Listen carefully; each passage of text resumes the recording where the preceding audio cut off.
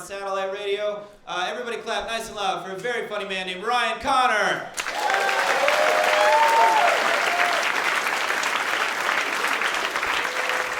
All right, thanks guys.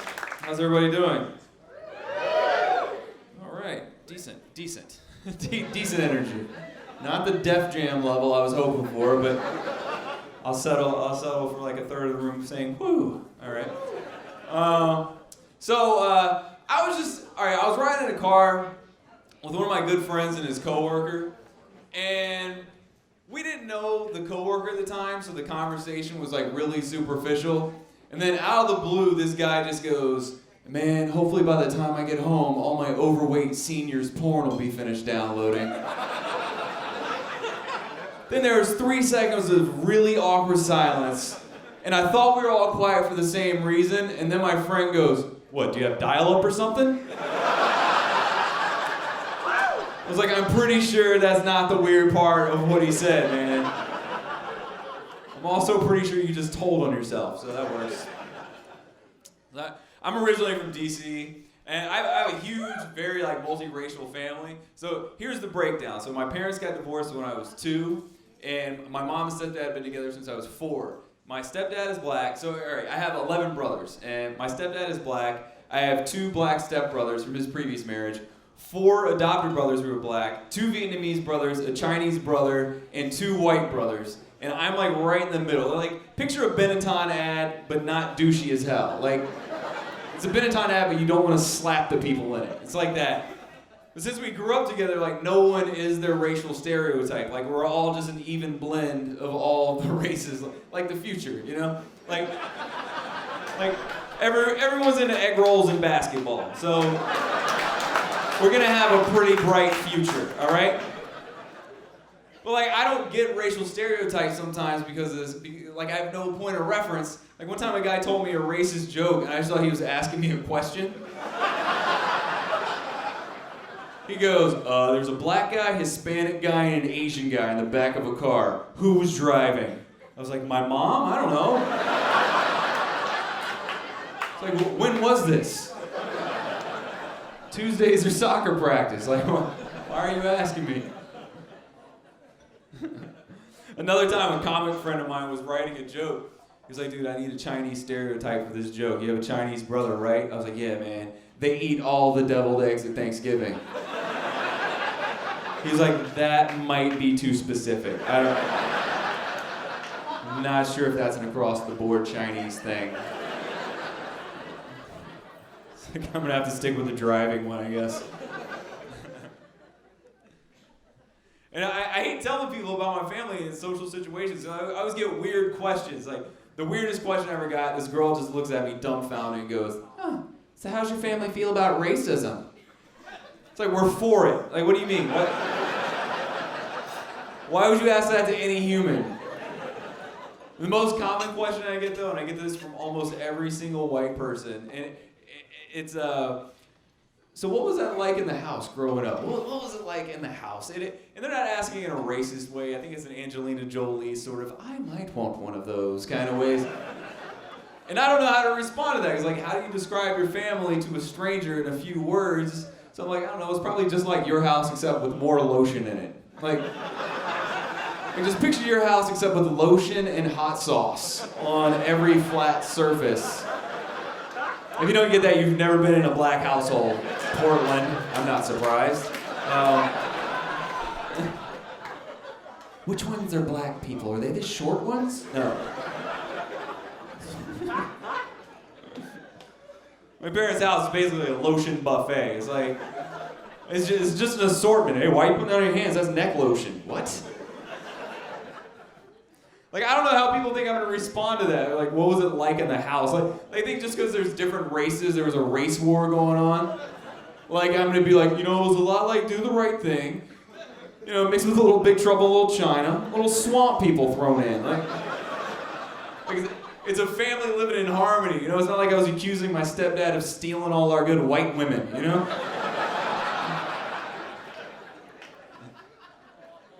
I also grew up in a black neighborhood. I went to predominantly black schools, so I had 0 white friends until I got to college. So growing up, I had no idea that the lotion thing wasn't universal. Like, I really thought we were all just slathering our bodies in cocoa butter like 2 to 3 times a day. Just like, I thought we were all fighting the war on ashiness together, you know? So, freshman year in college, I'm in a dorm room. It's me and 5 other white guys. We're playing Madden. I pause the game mid-play to put cocoa butter on my elbows. And as soon as I hit the pump on the cocoa butter, everyone just looked at me like, is he about to jack off in here? It's like, I'm enjoying the game too, but not quite that much. I like defense as much as the next man, but... And I didn't know anything was weird, so I was like, hey, you want something too? And it's like, sorry, man, I'm just ashy. It was like, if you don't want something, that's fine. You can look like you rolled around a bag of flour. I'm gonna keep my shit handled. Never saw those guys again. That was it. I also have a gay brother. That's not funny, but this part of it is. He came out of the closet at the age of 17. Meanwhile, starting at the age of 15, his daily wardrobe or outfit would be scoop neck shirt, like just above the nipples, glitter on his chest, women's jeans and women's boots, every day for 2 years without officially being gay. So it got to the point where whenever he said anything, we just assumed he was coming out. We're like, oh, this is it, this is it, this is it. Like, we're just having dinner, and he'd be like, hey, Mom. And she'd be like, we love you no matter what. He's like, I just want to know if I can have a ride to the mall. She's like, of course, and we love you no matter what. Just remember that in case you want to say something else when you get back from the mall. How about that?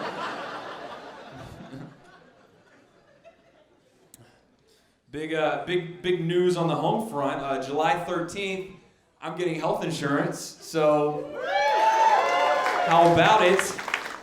Or married, whatever you want to call it. I don't know what you want to put the stress on there. I still haven't decided which part. Like, on one hand, I'm getting married, but at the same time, if I get strep throat, I don't have to go Breaking Bad on people. So, it's kind of a toss-up. Man, all my friends are having kids now, so I'm 32, and like, I don't know, I can't get into the kid thing. I feel like I'm at least 40 years away from that mindset. My friends, like, they try to sell it to me, though. Like, one of my friends was like, dude, it's great. It's someone to carry on your legacy. I was like, legacy? You do tech support. Are you serious? You really think you're leaving a legacy? Like, you really think future generations are going to be coming up to your son like, I heard about your father. I heard he did great things in the field of Windows 7 support. In fact, without the way he would ask, sir or ma'am, is your computer plugged in? I don't know if the empire would be what it is today. You're not leaving a legacy, you're leaving a couple stories. Come on. And I was like, all right, what if I do have a kid, and the kid ends up being an asshole, and I still have to feed him because of laws? And he's like, man, no kid is an asshole. And that's when I ruined his life. I was like, oh yeah? Hitler was a kid. And then I looked at his son and I went, you never know.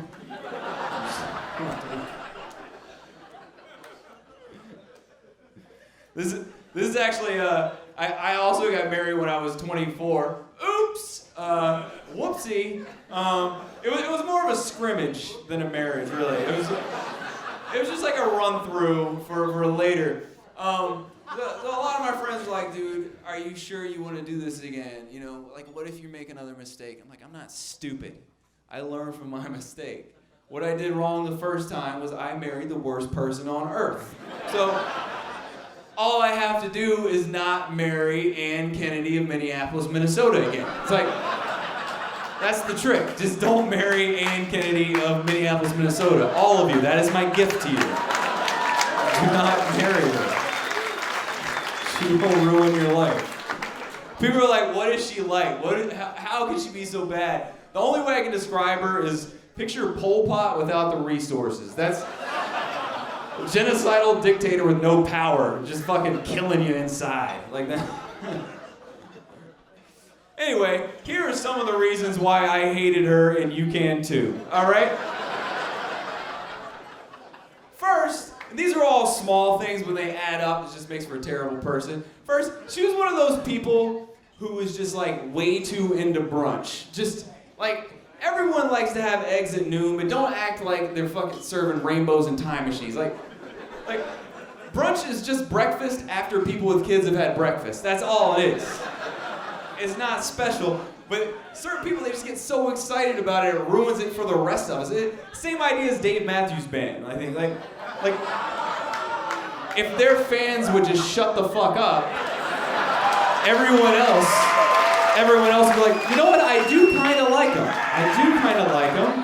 I've just been scared to admit that because I thought that when you listen to them, it makes you kick a fucking hacky sack. And then that makes me want to stab myself, and I've always tried to avoid that. That's been one of my things that I've tried to do.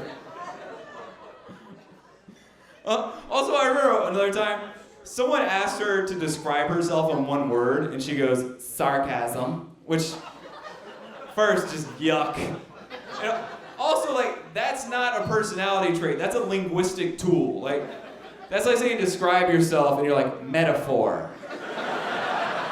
Like, I am a walking subordinate clause. It's like, and she didn't even understand how sarcasm worked either. It's like, she would come home, like, she would just always sound like an idiot or an asshole. Like, she would come home, I'd be like, how was your day? She's like, it was great. You know, I got a raise and a promotion. I'm like, oh, congratulations. I was being sarcastic. It's like, no. If there's no way for the other person to know it's not true, it's not sarcasm, it's just a lie. You're a liar. Describe yourself in one word, liar. There you go. If you're not on my side of the divorce yet, this will do it. Guys, take it easy over here. Seriously, having a conversation with the whole fucking room. If you're not on my side of the divorce, this will do it. You know, if you get stuck in a conversation with a group and you want out, you either, wait it out, be polite, maybe fake a phone call. This is what she would do. She would look at the person who's talking, put her finger in their face, and just go, unsubscribe, and walk away. It's like, that is what you do if you want the life strangled out of you. She would do it weekly. Oh, we also had a cat, and the cat was actually my fault. It was a panic gift because I forgot about her birthday, because that's what happens when you don't love someone. He was just really busy that month. No, he doesn't love you anymore. That just hit it home for a lot of people, I think. So are we gonna split the check now? Is that what happens? But she was an annoying cat owner though. It's like, I would come home, and she was like one of those people who would like talk to the cat, like thinks she's communicating with the cat. Like, it would meow and she would meow back. It's like, that's like borderline racist to me. Like, that's like getting in a Chinese guy's face and you're like, ching chong, ping pong. I think he's hungry. Like, you're not communicating. What are you doing? Oh man, another thing, she would sleep talk. And I have friends who talk in their sleep, but she would talk shit about me in her sleep. Like specific criticisms too. Like, my friend's sleep talk is always stuff like, if hot dog wins the race, tugboat happy pie. It's cute, and it reinforces your friendship. You're like, I like that guy. She would wake me up with like vile stuff like, I hate it when you hang out with Rory after shows, he's a dick.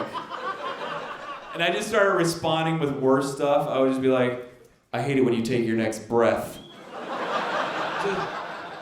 Just in the hopes that one time it would wake her up, and she'd be like, I cannot believe you would say that in his sleep. And she would turn and my eyes would be wide open. And I was like, well, if you sign here, we can get the process rolling. What do you say, huh? I'm glad we got a quick divorce too. Like, I actually asked for a divorce the day before our second anniversary, which, I mean, it sounds harsh at first, But she made the plans for the first anniversary, so it was kind of my turn, you know? We always traded off on holidays. It was one of those. It's like if I was one of those people who just stuck it out. Like, there are religious people who will stay married to someone they hate for the rest of their lives. And that's just, if I did that and she died before me, she would have had the most awkward funeral in the history of the world. Like people would be staring at the program like, why is every song by Kool and the Gang? What? Wait a minute, that's the Bulls intro music. It's the YMCA. Is this a Jock Jam CD? I'm like trying to bounce around a beach ball like a Fish concert. It's like donkey rides and face painting in the back. I get into a fight with the funeral director over whether or not a tombstone can say cunt on it. Like, no, everyone called her that. Yeah. No, they did. Oh, yeah, it was behind her back, but everything's behind her back now. Come on, get the chisel. Get the chisel. Even if they wouldn't allow that, I would insist that the bottom of the tombstone said, born 1979, unsubscribed.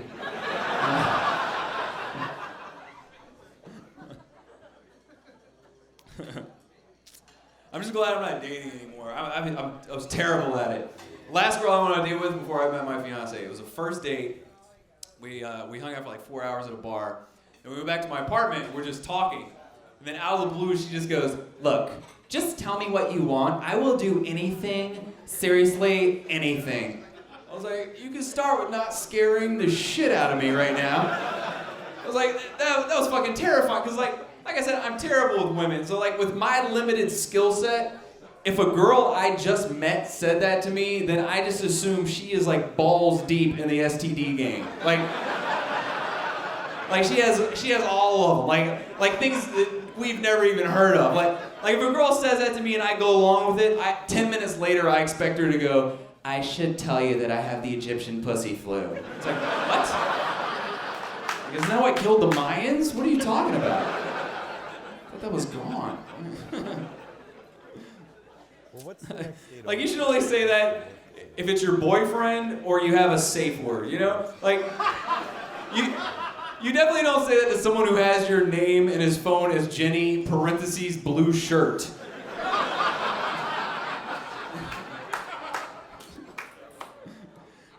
But you know, so it scared me. But then I thought about it later and I was like, you know what? I don't even know if what she had in mind was as crazy as what I was thinking. Because like when I talk to female friends about sex, they'll be like, guys don't know, but we are just as freaky as them. We are just as freaky. And it's like, no, you're not. It's not even similar. Like, we're not even playing the same sport in that. Like a woman's idea of a fantasy is like, what if I wear this hat? It's like, it's goofy stuff that it's things like, you know, I was thinking, what if we're like really bad tonight and we just leave this door a little open? Like, it's stuff where if she didn't tell the guy she did it, he would have no idea that it happened. Like the next day, he might be like, oh yeah, I guess you were wearing a hat. Like, I thought you had a cold head. I didn't know your life was building up to it. So like, while like a woman's fantasy is based on the idea of like, this would add something to something we're already doing, like a guy's fantasy it has nothing to do with pleasure. It's based on the idea of, I wonder if this is possible. Like, is this something two humans could achieve? Like, that's all it is. And like, it's weird. Like, I assume no guy has ever told a woman a sexual fantasy. Like, I haven't because I assume she would call the cops. Like a responsible citizen would. Like, if I got put on the spot, I was like, Ryan, just tell me what you want. Just tell me, I'll do it. I'm not gonna judge you. Just tell me, I will not judge you. I'd be like, all right, have you ever seen Labyrinth? No? All right, I'm gonna have to think of something else. That's been the one for the past 10 years. Okay, how many Nerf guns do you own? All right, that 4's not gonna be enough. And just start scrambling, like, shit, let's see. That's it. All right. What if you tuck your head back really hard like this? You think you get any grip with your back neck meat? Like, that's an actual fantasy I've thought of. Can you get any grip with your back neck meat? Like, that's not fun for me. It's not fun for her. Like, the only thing we're getting out of that is that at some point down the line, I can say to a friend, hey man, you know the back neck meat? It grips. So instead, I'm like, hey, just get the hat, leave the door open a little bit. I don't know.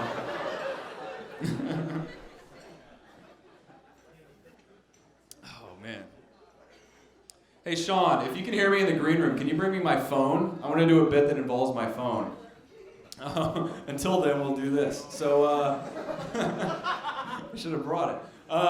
So, there's a famous female porn star. Oh, there. Thanks, David. David Tell. Class act. All right, we'll do the phone bit. That way we don't go over. So, there is a famous female porn star with my name, Ryan Connor. Just to give you an idea of what she's into, her most famous movie is called The Ass is Half Full. Which, not only is that clever, it's optimistic. So, it's pretty impressive. Like, you don't really get a lot of optimism in that situation usually. Yeah. Oh, that's Heroes. It's usually stuff like, stop, my ass is on fire. It's like, oh, that sounds brutal. That's actually another one of her movies, which doesn't even sound like straight porn. Stop, my ass on fire sounds like gay porn starring a dude named Smokey the Bear, who's just causing friction fires.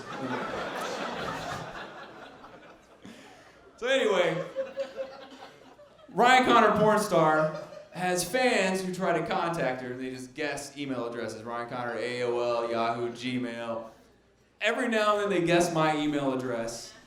And what I do is respond back and forth as if I was her until I feel like we're maybe 2 to 3 emails away from either me or her getting murdered. So this is my favorite exchange ever. This is with a Brazilian guy named Sergio. This is like 5 emails in, this is on his side. I always wanted to get in touch with you, and now I found your email on the internet, using the opportunity, whatever that could possibly mean. I promise not to annoy you when I do a short interview, because for me there is no porn star like you. You're a celebrity for me. I think you're beautiful in every way, and then he lists the ways, which is nice. That's a very sweet gesture. He says face, legs, buttocks, like that's when you're like, all right, Sergio, you're using a translator here. Like, buttocks, like, there's no such thing as buttocks porn. Like, I'm pretty sure, like, you porn doesn't say, like, amateur, buttocks, cum shots, like.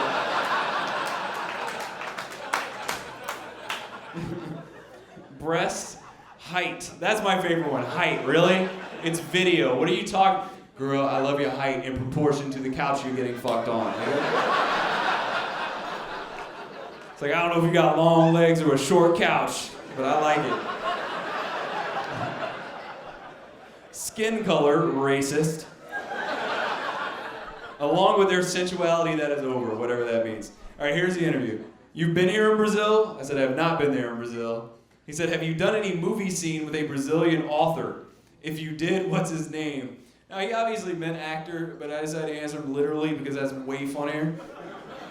So I said, yes, Paulo Coelho, author of The Alchemist. 3 movie scenes. He's a man of sensuality, that is over. So at this point, he's Googling Paulo Coelho. He's like, this dude's a troll. I'm in the game. This is my favorite question. How much more the man who draws your attention? Like, that's not a sentence, all right? How much more the man who draws your attention? You could study that for 5 years, and you still be like, I don't know what you're looking for here, man. Noun, verb, adjective. If I just send you back a shape, I don't know.